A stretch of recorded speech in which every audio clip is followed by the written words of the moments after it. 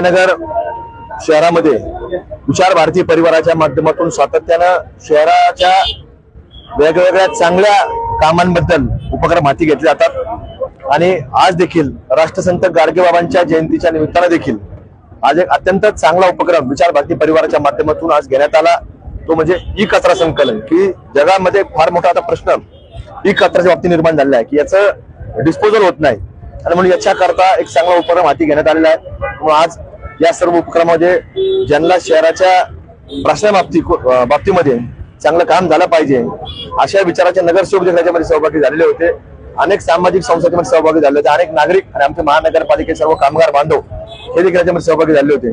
आणि भविष्यामध्ये हे अहिल्यानगर शहर मग तो कचरा असेल किंवा ई कचरा असेल हे मुक्ती करता आमचा प्रयत्न राहणार आहे।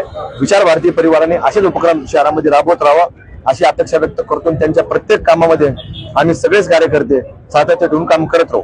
नागरिकांना आवाहन करतो की ई कचरा संकलनाचा उपक्रम सुरू झालेला आहे। आपल्याला कुठलाही ई कचरा म्हणजे इलेक्ट्रॉनिक वस्तू जुन्या ज्या असतील त्या खराब झालेल्या असतील पण घरामध्ये आपल्याला कुठे टाकावं की कुठे आपण रस्त्याने टाकून देतो, तर या ई कचरा संकलनामध्ये आपण सर्वांनी टाकावे अशी विनंती करतो। आज एक चांगला असा उपक्रम आपल्या अहिल्यानगर शहरामध्ये सुरू झालेला आहे। ई कचरा संकलन जे आहे त्याचा शुभारंभ आज शहराचे आमदार संग्रामभाई जगताप त्याचप्रमाणे महापौरताई आयुक्त साहेब यांच्या उपस्थितीमध्ये संपन्न झालेला आहे।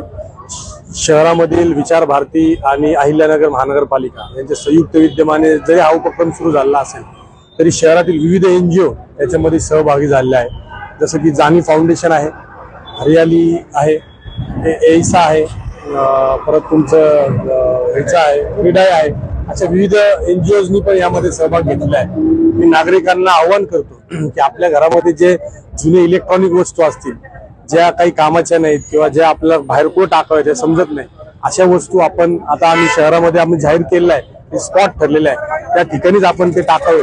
कारण आता माझ्या आधी पण ज्या मान्यवरांनी सांगितलं की हा मोठा प्रश्न इथून पुढच्या काळामध्ये होणार आहे, त्यामुळे आपण सर्वांनी आपल्या या ज्या NGOज आणि अहिल्यानगरच्या वतीने जे आव्हान करण्यात आलेलं आहे त्याच्यामध्ये आपण सहभागी व्हा आणि आपला ई कचरा हा नक्की आमच्या जे सेंटरचे लोक असतील त्यांच्याकडेच जमा करा।